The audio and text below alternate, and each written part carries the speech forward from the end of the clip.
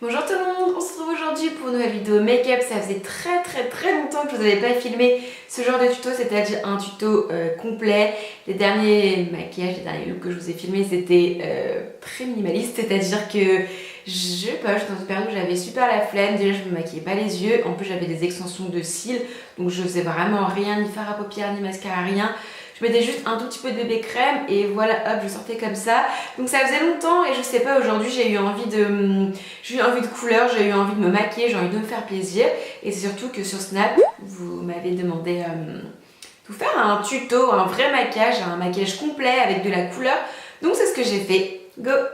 Allez, c'est parti, on y va. Donc dans un premier temps, je viens commencer par le teint comme d'habitude.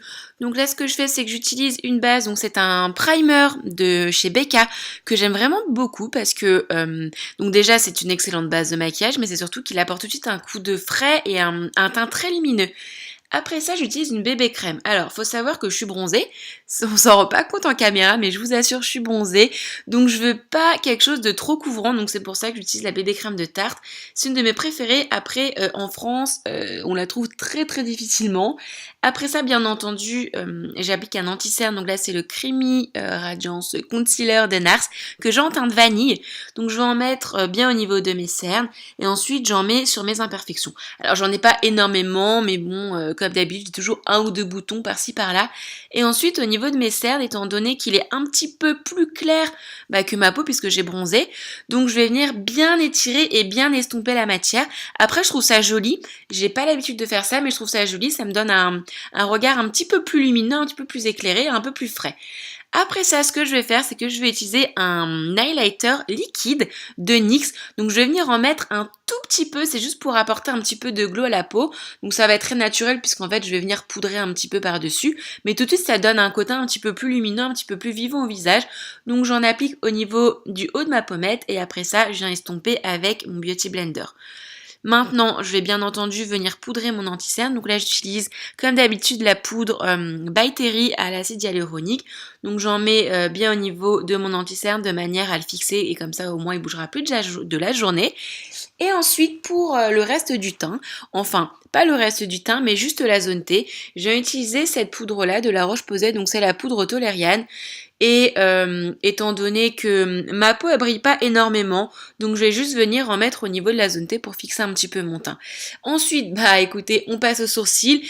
Et là, je vous ai pas filmé cette étape parce que c'est tout le temps la même chose. En gros, j'utilise le petit kit duo poudre Anastasia Beverly Hills que j'ai en teinte Ash Brown. On va laisser le teint un petit peu de côté et on va passer maintenant aux yeux. Donc j'utilise une base, donc ça c'est la Shadow Insurance de Too Faced. Donc ça va me permettre à mes fards à paupières d'accrocher plus. Ça va permettre aussi d'unifier ma paupière et du coup les couleurs vont ressortir un petit peu mieux. Premièrement, je viens avec un gros pinceau estompeur. Je vais venir dessiner mon creux de paupière, donc avec une couleur un petit peu bois de rose. Un bois de rose assez clair, je viens dessiner mon creux de paupière. Ensuite, avec une couleur, je vais pas la décrire, mais un petit peu framboise, quelque chose d'un peu plus peps, je vais venir repasser par-dessus mon creux de paupière, mais de manière un petit peu plus précise.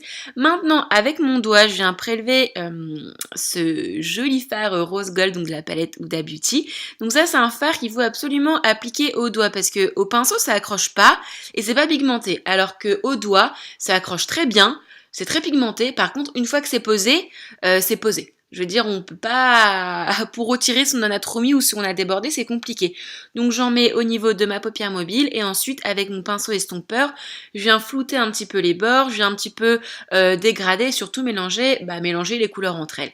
Ensuite, je reprends mon fard du début, là, le rose clair, et je vais venir en appliquer au niveau de mon ras de cils. Et c'est tout ce que je vais faire au niveau du ras de cils. Je veux pas un ras de cils intense, je veux un ras de cils un petit peu ombré et c'est tout. Je veux pas quelque chose d'intense ou trop foncé. Bien entendu, je termine le maquillage des yeux par l'application d'un mascara. Donc là, il s'agit du Dior Show Pop and Volume.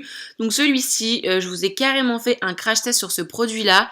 Et je vous le mettrai en barre d'infos si ça vous intéresse, mais je l'aime toujours autant, je le trouve toujours génial. Maintenant, on revient au teint, donc je vais venir creuser, apporter un petit peu de couleur, sculpter un peu mon visage avec cette poudre Marc Jacobs. Donc celle-ci, j'essaierai de vous trouver le lien en barre d'infos, mais je suis pas sûre parce que je crois que c'était une édition limitée. Donc j'en mets au niveau du creux de ma joue, un petit peu dans mon cou, front et tempes comme d'habitude. J'ai apporté un petit peu de couleur, un petit peu de vie à mon visage avec ce joli blush là de The Balm. Il s'agit du blush Hot Mama qui est un rose gold. Un rose gold avec des un peu irisé, très joli. Et puisque là on est sur un maquillage un petit peu plus coloré, un peu plus festif, un maquillage un peu summer, je vais venir mettre de l'highlighter. Donc là c'est un highlighter MUA que j'avais acheté en Angleterre pour 1 ou 2 livres. Alors je suis pas certaine de vous retrouver le lien, mais moi j'ai acheté ça dans un Superdrugs. Et là c'est un joli highlighter d'une couleur un petit peu rosée. Et finalement, ça va très bien avec le maquillage. Maintenant, on a terminé avec le teint, donc je passe aux lèvres. Donc si vous me connaissez un petit peu, vous savez que le rouge à lèvres, c'est pas trop ma passion. J'en ai, mais j'en mets très rarement. Je suis plutôt sur des baumes colorés. Donc là, c'en est un de chez Nocibé. Donc en gros, c'est un baume hydratant qui va venir s'adapter à la couleur des lèvres. Et sur moi, ça fait un joli fuchsia. Je trouve ça très joli et c'est très confortable. Dernière étape de ce maquillage, je vais venir sprayer, pchiter un petit peu de Fix Plus de MAC. Donc ça, c'est quelque chose que j'aime beaucoup parce que ça retire l'effet poudreux, ça rafraîchit le teint et en fait, ça fait un effet beaucoup moins figé. Voilà les filles et les garçons, ma vidéo est maintenant terminée, donc j'espère que ça vous aura plu, que ça vous aura donné des idées. J'espère vous avoir fait plaisir en mettant un petit peu de couleur et en faisant un look un peu plus complet que les derniers looks de ces 3-4 derniers mois. Mais c'est vrai que j'avais un petit peu la flemme, j'étais pas motivée, j'avais pas envie.